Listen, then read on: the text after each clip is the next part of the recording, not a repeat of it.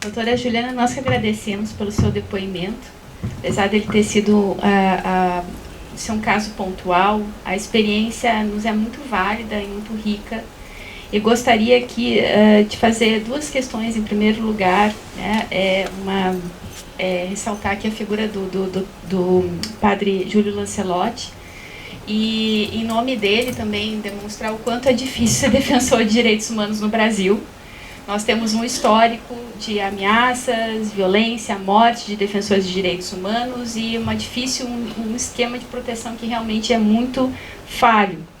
E também esse papel fundamental e importante da preocupação com a população de rua, que é marginalizada, onde nós temos o extremo da vulnerabilidade e várias intersecções de vulnerabilidade que são agravadas pela situação de rua e que tem aumentado muito devido a toda a questão econômica que o país vem atravessando, e que, infelizmente, ao invés de ter uma resposta de políticas públicas dos estados e municípios e também do governo federal, o que se adota é uma política ascética que desumaniza e afasta essas pessoas, ao invés de tentar resgatá-las e incluí-las, dar-lhes um pouco de dignidade. Então, muito obrigada pela sua fala.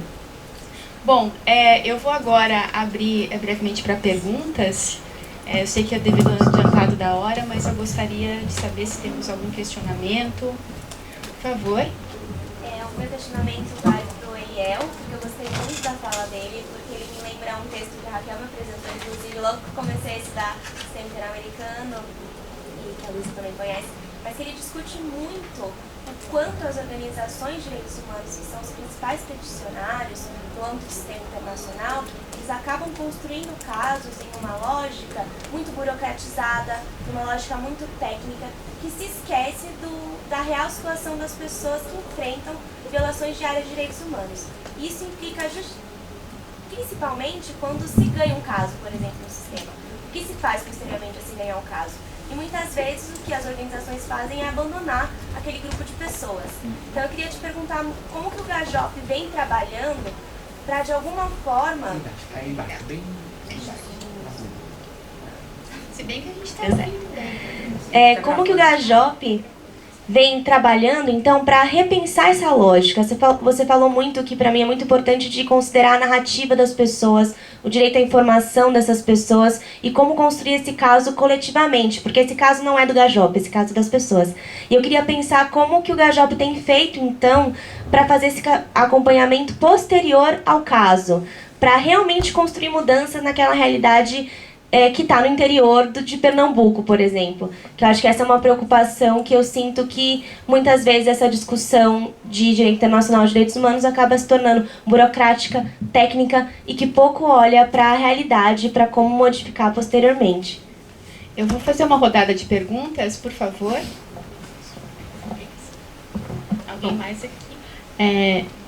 Boa noite. A minha pergunta, ela vai para Maria Silvia e também possivelmente, enfim, pode ser para todos da mesa, mas eu pensei mais na Maria Silvia, como está representando a colisão Negra por Direitos, uma discussão que a gente tem tido na clínica de direitos humanos e também, enfim, em outros âmbitos aqui da faculdade, é sobre como o sistema interamericano, como a Raquel mencionou de manhã, não utiliza a expressão racismo nas suas sentenças, né? Esse vácuo, essa ausência. Porque já reconheceu em outros casos a violência contra a mulher e a violência de gênero como específica, já utilizou o termo interseccionalidade, mas ainda esse termo violência contra a raça, racismo, não é recorrente. Na verdade, eu não conheço um caso da corte, por exemplo, Favela Nova Brasília versus Brasil, que poderia muito bem tratar sobre isso, não trata. Então eu queria saber quais são e se existem as estratégias da Coalizão Negra por Direitos para reivindicar a utilização dessa expressão e o reconhecimento explícito dessa violência. É isso, obrigada. Certo. Eu vou... Eu tenho uma pergunta. Eu não faria a pergunta se tivesse mais gente, tá? é para todos, né, da mesa, e especialmente tendo em vista que dentro da atuação estratégica, é claro que importa muito, né, a efetividade de determinada deliberação internacional. Claro, tem toda a lógica da visibilidade, a lógica de suscitar inicialmente a reação dos agentes sociais e inclusive impor pautas, né, a chamada, né, modificação das agendas invisibilizadas internamente, mas me preocupa também que já temos um número importante de medidas cautelares, medidas provisórias, né, e gostaria de ouvir mais, porque a comissão chama, e ela se relaciona intergovernamental, né, chama em geral o Poder Executivo Federal, que é o que apresenta a federação no plano, né, no plano internacional, e obviamente gera-se uma expectativa, e muitas vezes em virtude do federalismo, em virtude, claro, de diversas, aí também gostaria de ouvi-los, né, diversos óbices, a implementação é algo que chama muita atenção, vamos chamar assim, né. Eu agradeço novamente a presença aí de todos e todas, foi excepcional.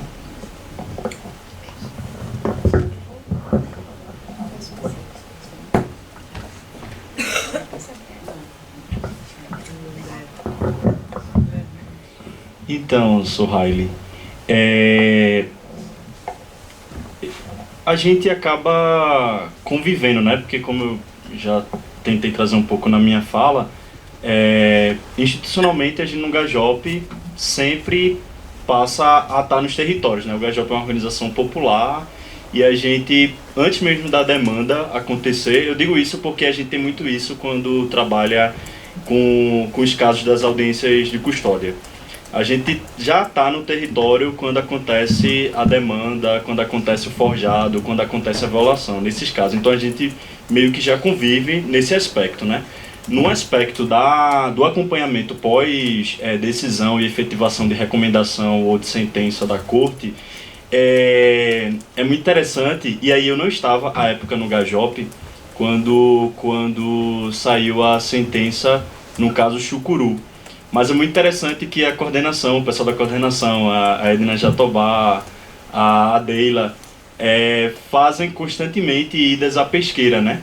Que é onde vive o povo chucuru, é onde está a esposa do cacique Chicão. E aí elas passam um dia, sabe? Conversando, enfim, e depois é que vão fazer as tratativas, quando fazem, do que fica, né? Pós-decisão. Então, acredito, eu fiquei um pouco assim com dificuldade porque já faz parte do entender da organização que eu faço parte, sabe? Mas eu sei que nem sempre as outras organizações elas vão ter esse pensamento, vão ter essa vontade intencional, né, de participar para além do resultado, né? Como eu falei, as famílias e as vítimas elas não são vistas como objeto. Logo, ela não vai ter essa percepção de saída, né? A gente acaba, quando a gente vai fazer alguma diligência pelo interior, a gente chega na família, toma café com a família e só depois é que a gente entra nas problemáticas, no choro, na desesperança. Então, acho que o convívio, né, trazer para perto a família, a gente estar presente com as famílias, é que faz a gente ter essa forma de ser e estar no mundo enquanto organização. Eu acho que eu tentei responder. A pergunta da Luísa. Eu vou juntar aqui essas questões por conta da resposta aqui do Eliel. Lá no Gueledés, primeiro a gente quebrou esse paradigma de organizações brancas levarem as questões da população negra para a Corte Interamericana. Então, eu acho que eu já passo a responder um pouco a sua pergunta, né? A experiência que a gente tem aqui no Brasil é que quando a gente fala de violação de direitos humanos, a gente não está falando de população negra. Já começa por aí, né? Então, e aí eu estou falando de uma percepção minha, não estou falando que seja isso. Como é que essa demanda é levada para a Corte Interamericana de Direitos Humanos? Né? Se essas organizações não trabalham questão racial, né, e se elas não têm essa percepção do quanto a questão racial é um elemento fundador dessas violações de direitos humanos, aí a resposta não vai vir da mesma forma, né? Se você fala, e aí eu estou aqui elucubrando, se você fala numa petição que tem um grupo que foi assassinado porque como na favela Nova Brasília, por conta da questão da segurança pública, por conta mas se você não enfrenta dizer que toda essa questão, né, como por exemplo que está sendo enfrentada hoje no Rio de Janeiro, tem um recorte racial muito forte, porque é essa população que está sofrendo essa violação, a resposta não pode vir de outra forma. No caso da Aline Pimentel, por exemplo, eles usam lá o termo racismo institucional. Né? No caso da Simone Diniz, né, além de reconhecer que o Estado brasileiro, eles reconhecem que o Estado brasileiro não deu a devida atenção por uma prática racista, que era o caso da Simone não ter sido contratada, apresentar uma chamada para emprego que dizia lá, com todas as letras, que eles não queriam uma pessoa negra, queriam uma pessoa branca, né? E aí a atuação do Instituto Negro Padre Batista foi muito decisiva junto com a CEGIL, né? Então você coloca a questão racial, tá? Outra coisa que a gente conseguiu na coalizão foi exatamente o que eu já falei para vocês no início, foi levar as vítimas dessas violações para a corte, né? Então nós fomos atrás de financiamento, que não é fácil, como a Juliana já falou, e nós conseguimos levar 14 pessoas para lá, e dessas pessoas, 7 mais ou menos eram pessoas que sofreram o impacto dessas violações, né? Então a gente tem essa questão também. Então eu acho que é isso, né? Essa percepção, por exemplo, de Guelé 10, de nós próprios levarmos as nossas questões para a Corte Interamericana, sem intermediário, né? A coalizão também pensar dessa forma. Nós somos várias organizações de direitos humanos, de organizações do movimento negro, então não vamos assumir o nosso lugar de fala e levar a questão para a Corte Interamericana de Direitos Humanos. Eu acho que é isso. E só uma correção, porque eu falei no início da questão da base de Alcântara e eu disse Altamira, não é base de Alcântara, que por sinal acho que já foi negociada aí com os Estados Unidos, e um número enorme de famílias quilombolas muito provavelmente serão desalojadas daquele lugar por conta dessa base.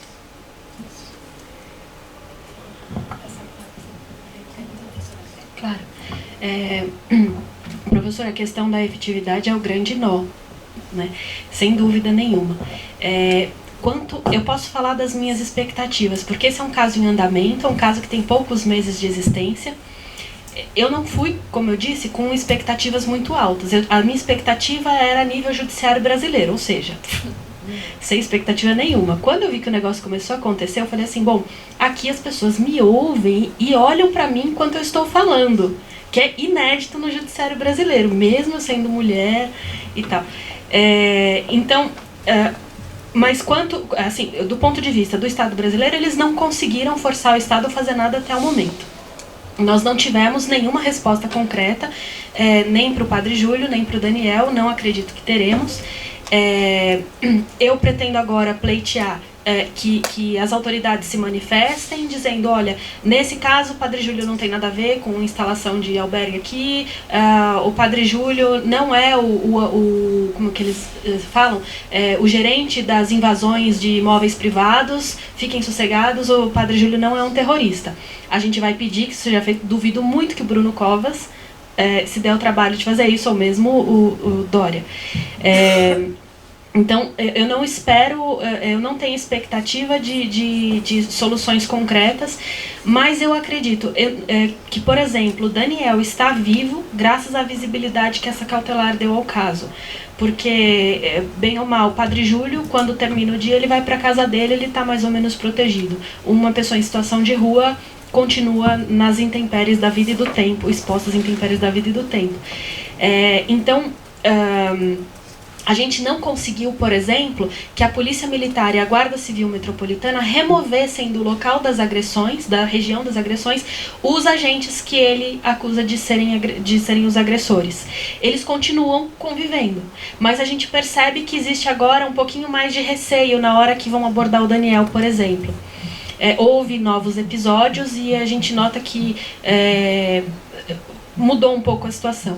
Então, possivelmente, a vantagem disso agora, a efetividade que a gente conseguiu até o momento foi a transparência, dando visibilidade ao caso. Talvez algumas coisas estejam asseguradas, né? A integridade, talvez o Daniel esteja mais ou menos assegurada, do Padre Júlio, talvez. A gente teme muito algum lunático que estimulado por essa onda de agressões, fala, eu vou fazer o trabalho sozinho, ninguém está fazendo, vou eu lá fazer. Isso a gente teme, de fato. Mas por parte dos agentes de Estado, eu acho que a gente conseguiu dar uma freada, é o que a gente sente, né? Mas pode ser uma impressão completamente equivocada. Mas a questão da efetividade continua sendo grande nossa, sem dúvida.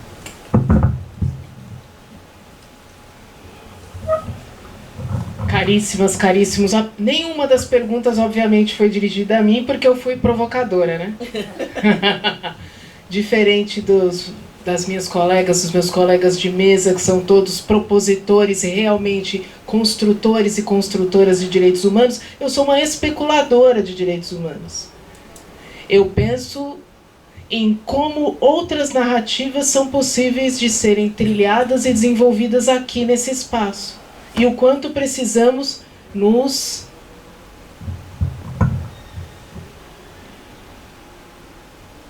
difícil, mas eu vou dizer.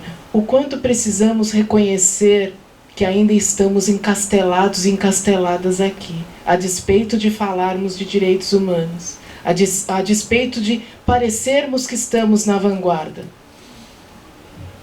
A vanguarda se faz por essas e esses construtores de direitos humanos aqui, que vão para o enfrentamento de fato. Mas para que nós possamos contribuir para essa vanguarda, já que escolhemos falar de direitos humanos, precisamos de mais espaços como esses. Precisamos de outros sujeitos, outras narrativas aqui dentro também. A pesquisa em direitos humanos precisa fazer sentido, pensando no dicionário mesmo. Direito é uma ciência social aplicada, não é? Então, que aplicabilidade as nossas pesquisas realmente apresentam? Falamos para nós mesmos? Pensamos em mais um artigo? Pensamos em mais uma vez no nosso Lattes? Pensamos mais uma vez no nosso concurso? Legítimo, tá? Não deslegitimo a agenda pessoal, a agenda acadêmica ou profissional de nenhuma de nós. Nem a minha própria agenda, tá? Se eu aceitei esse convite, eu também pensei na minha agenda pessoal. Também pensei na minha agenda acadêmica. Mas como conciliar essas forças? Por que eu digo isso? Eu não posso atrair as pessoas com vinagre, né? Preciso atrair com mel. É possível ter uma agenda propositiva na academia e também ganhar relevância no mundo real. Se de alguma maneira eu trago esses questionamentos aqui, é porque eu também me faço essas questões. Será que os temas que eu abordo aqui, será que as leituras que faço aqui, será que as autoras e autores que escolho aqui são relevantes para a sociedade que eu quero construir? Ou será que eu estou no moto contínuo da mera produtividade? Já que eu escolhi direitos humanos, eu quero acreditar que estou na vanguarda. Quem está na vanguarda é de fato. É isso, gente. Não sei se contribuí. Na verdade, mais provoquei de novo, né? A pessoa divide em tranquilidade a todo tempo que fala. Agradecida.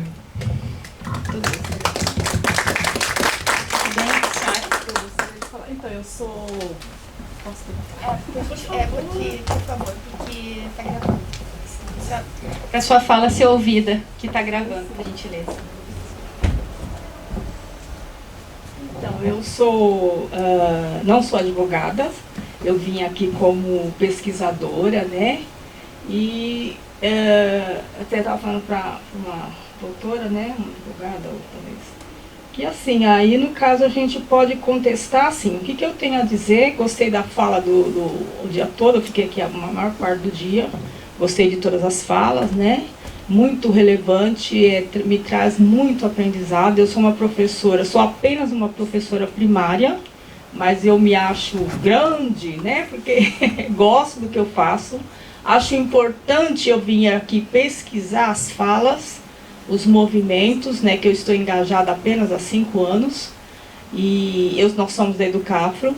Então, assim, quando eu, diante de todas as falas, uma reflexão de algumas, eu quero dizer assim, que a Educafro, nós temos um grupo que chama Negritude Júnior, o que eu posso falar, né, como contribuição. Então, assim, e tem outros, mais 3 grupos ligados à Educafro, que circula nesses grupos. Eu acredito que mais de 700 pessoas tendo acesso a esse grupo de WhatsApp.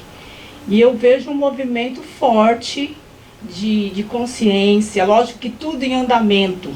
Aí, no caso, a fala da... Eu sou muito de memória um pouco assim, sabe? Aí você falou por último, eu pego mais a sua, um pouquinho ali. E então, o que a gente tem a dizer que existe um manifesto, existe uma busca, né? Esses grupos, eles trazem informações, eles trazem a questão do negro. Aí depois, agora, eu fiquei muito contente de conhecer o projeto da doutora, que uma amiga minha já havia falado. Olha, tem uma representante, advogada negra, que formula um grupo muito interessante, e eu não tive a oportunidade de ir, né? E aqui eu pude te conhecer, deve ser você que ela estava se referindo. Então, assim, tem muitas coisas na questão do negro que fica até difícil para mim escolher, né? Porque se eu estou num grupo da Educafro, que eu acredito que em 3 grupos, mais de 700 pessoas se falam no Zap, né, e tratam da questão do negro, e a maioria é advogados, e eu sou pedagoga, e tem o Frei Davi, e tem o Douglas Belchior, e agora eu conheço ele, né, o doutor, a doutora, tudo assim falando na questão do negro, né, porque o Brasil, ele é uma população, a maioria pobre, isso é difícil para um país. Quando tem uma crise dessa, de desemprego, de tantas dificuldades, né, de novas lideranças aí tão polêmicas, que eu não acredito como que o povo consegue eleger uma coisa acima, né, uma situação difícil dessa que nós estamos, né, uma calamidade assim incrível. Então, então assim, tantas questões e um número alto de desemprego, lógico, aí a questão da... Gostei de ter informação da moradia de rua. Eu vou ver se eu falo em 2 minutos, eu encerro. Da pessoa, da pastoral do povo, que eu gosto tanto também, né, da moradia de rua, do trabalho da Igreja Católica, né? Tudo isso é muito relevante para a sociedade, só que são temas difíceis, porque às vezes, que nem eu moro no Bexiga, aí tem a Quiropita, tem o padre de lá, a população ali do Bexiga, que tem uma parte que é dos becos, né? Das moradias coletivas. Isso, então, gente, é difícil para o padre local. A população, a população simples, assim, talvez de baixa escolarização, eles atribuem ao papel do padre as resoluções dos problemas. O padre não dá conta, né? Aí eu até escrevi aqui rapidamente que não atribui às vezes ao padre, a Deus, e né, foi falado aqui que é a educação, é a cultura que leva o indivíduo ao conhecimento. Então são questões polêmicas, porque o padre não dá conta. Agora a Igreja Católica não está recebendo verba. A Igreja da Quiropita, a festa foi fraca, porque tem que se arrecadar R$1 milhão para manter a creche, né? Então Mas assim, eu acho questões assim que estão sendo trabalhadas, nós estamos caminhando, e eu gosto de um discurso de motivação. Eu não vivo sem motivação assim dentro do meu ser, pode ser que eu esteja errada, diante do conhecimento de vocês como doutores, como advogados, mas eu gosto de um discurso de acreditar. Gostei da fala dele quando ele fala que ele vai ao local. Quer dizer, cada um tem um papel, ele vai ao local. E eu gosto do direito, eu não fiz direito, mas eu amo direito, porque eu via minhas tias indo visitar as famílias e levando uma panela de comida.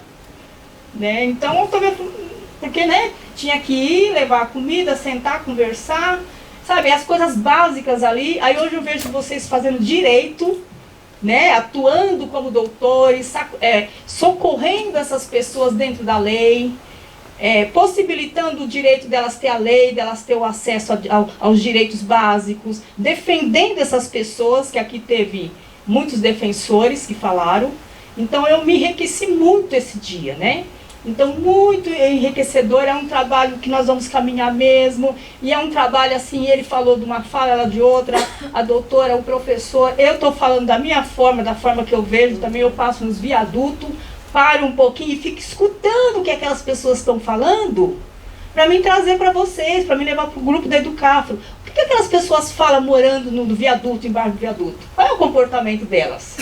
Ali tem choro de saudade de mãe, ali tem choro de pessoas, aí falando de direitos humanos, choro de criatura que bebe porque ele nunca ganhou um bolo na vida. Mas eu queria ganhar um bolo. Eu vou fazer meu aniversário. Aí ele começa a dramar, olha, eu vou fazer meu aniversário, você está convidado, tá? Gente, o problema dele é um bolo.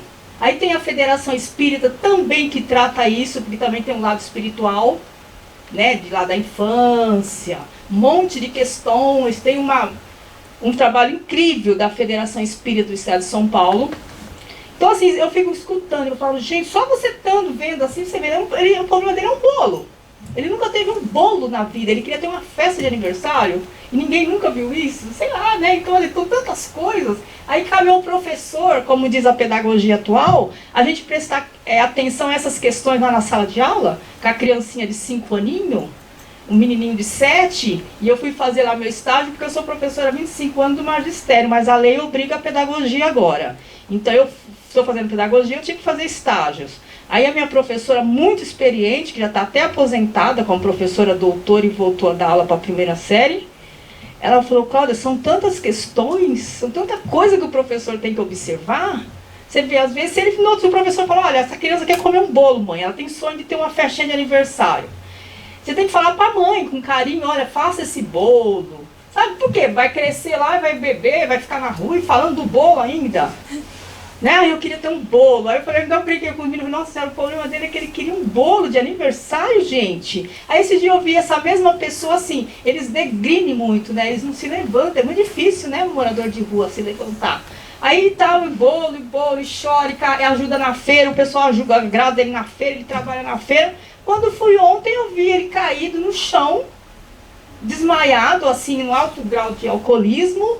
Quer dizer, ele não se levanta, né? É difícil. Então eu agradeço a oportunidade, para mim um grande aprendizado. Eu tive que faltar no trabalho para estar aqui, mas valeu a pena. Obrigada, viu? Agradecemos o prestígio. Bom, agradeço a sua fala e comove, acho que espaços como esse são para isso mesmo, para aproximar as pessoas dessa discussão. Eu espero que da próxima vez mais pessoas venham, eu vou divulgar. Até o Eduardo Suplicy. Excelente, parabéns. Então, olha, o Eduardo Suplicy, vocês sabem, o vereador é muito atuante na causa dos direitos humanos. Eu tenho várias amigas no Bexiga que têm pequenas associações. Claro. Né? Uhum. Então a gente vai, da próxima vez, se traz mais. Obrigada, viu? Quanto mais nós tivermos esse espaço, acho que é super importante. Muito obrigada pela sua fala. Bom, infelizmente, devido ao adiantado da hora, e antes que eu seja demitida do meu trabalho, eu agradeço a presença de todos. Eu gostaria de agradecer também, elogiar a importância desse evento, na pessoa do professor André, que é o coordenador da Clínica de Direitos Humanos e também do Grupo de Pesquisa em Processo e Decisão da Corte Interamericana de Direitos Humanos, o Davi aqui presente, a Raquel, a Surralha, amigas, todos que participaram, a Luísa, né, também, que participou da organização que eu conheci hoje. Desculpe se eu estou esquecendo de mais alguém, gostaria de agradecer o convite, é sempre um presente. E claro, também a honra que foi estar aqui entre vocês e ouvir o testemunho, o depoimento de todos vocês, que nos dá um pouco mais de esperança, né? E elogiar o trabalho de todos aqueles que veem os direitos humanos em concreto. Né? Às vezes nós que ficamos muito na abstração, precisamos desse contato com a realidade da proteção internacional dos direitos humanos. Parabéns a todos que ficamos aqui discutindo as questões importantes. Obrigada.